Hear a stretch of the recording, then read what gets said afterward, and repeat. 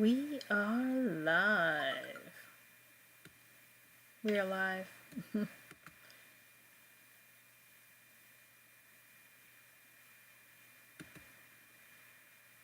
Just testing this.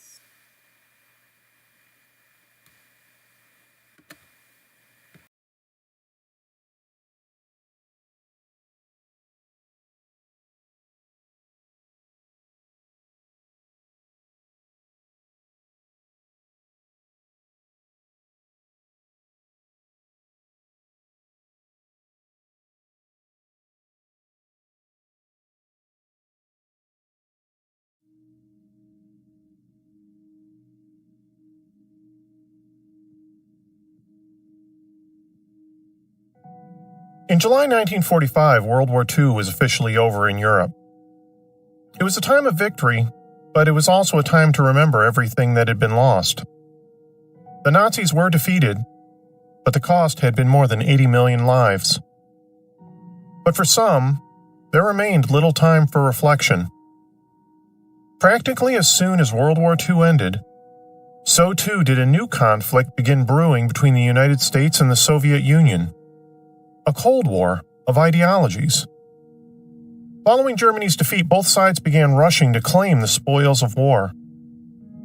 The Nazis had been responsible for developing some of the most technologically advanced weapons the world had ever seen, and both sides wanted to get their hands on them very badly. What came as a surprise to both the Soviets and the US was how much the Nazis intertwined magic and the supernatural with all their technological advances. In the weeks after the fall of Berlin, an elite U.S. scientific intelligence group known as Operation Alsos began trying to gain access to a bombed-out villa in a formerly ritzy neighborhood named Dahlem. This particular villa, located at 16 Pucklerstrasse, had once been home to Heinrich Himmler's Ahnenerbe Institute.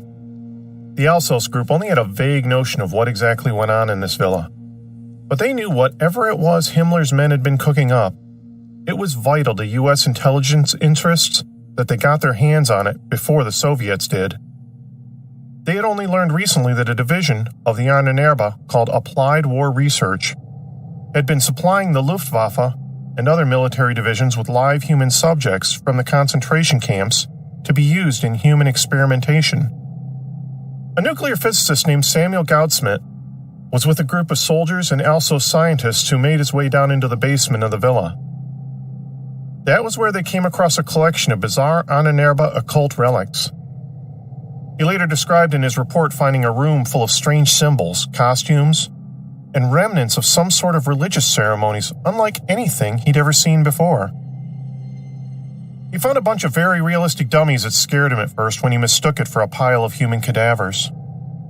Then, in another corner, as they sifted through a pile of ashes, they found a charred, black, ball-like object, so tiny that it could be held in the palm of one hand. But unlike the pile of mannequins, this object was very, very real. It was the skull of an infant. As disturbing as some of the discoveries they made were, the Alsos group knew they had a job to do. Namely, to box every scrap of scientific research up and make sure it never ended up in the hands of the Soviets. The documents they collected from the Institute made their way to the United States, and from there would eventually end up being taken over by the newly formed Central Intelligence Agency. Among the avenues of research the CIA became most interested in were the Nazis' experiments to find the perfect truth serum. Some magic potion that, once administered, would bend the will of the subject so that they would be forced to do the bidding of another person.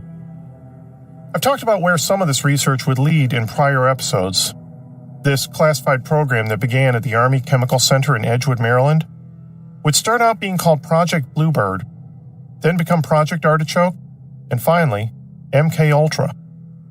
A lot of what MK Ultra focused on was experimenting with psychotropic drugs on unwitting subjects for the purposes of mind control. But it wasn't all this led to. In 1952, Morse Allen, the director of what was then Project Artichoke, began searching the globe for the most powerful drugs available that could be used in intelligence gathering. In October of that year, Allen learned about a particular variety of Mexican mushroom called teonanacto, or God's flesh. This particular mushroom had been used by the ancient Aztecs in magic ceremonies and supposedly had the ability to expand an individual's mental abilities and endow the user with the power of divination, or in other words, the power to see the future, or the unknown. Most of the members of the CIA were primarily interested in the stories that claimed that God's flesh had the ability to reduce an individual's ability to lie, and could compel them to confess their deepest, darkest secrets. But there were also some members of the intelligence community who became keenly interested in the other stories about the mushroom. Some legends describe Aztec witch doctors or divinators who would use these mushrooms to locate lost objects, to leave their bodies and observe events far away, or even to predict the future. But the quest to find the god's flesh proved more difficult than expected. It took Morse Allen almost 2 years to locate a sample of the mushroom. Once his men had it, they brought it back to the U.S. and secured a contract with some mushroom farmers in Pennsylvania to mass produce it. Around the same time, Allen became acquainted with an Army captain named Henry Carroll Puharich, a research scientist at the Army Chemical Center who was also involved in some pretty unusual side projects. Puharich was less interested in the whole mind control effects the magic mushrooms produced, as he was in their potential for expanding the brain's extrasensory powers. He was a lifelong believer in psychic phenomena, and even claimed to have experienced episodes of mental telepathy himself during his youth. When Captain Puharich was called in for a briefing, he revealed to Morse and the other CIA operatives in attendance that he knew more about magic, psychic abilities, and the supernatural than practically any other scientist currently working for the U.S. government. He was also a member of a well-funded group of scientists, doctors, and weapons manufacturers located in rural Maine known as the Round Table Foundation.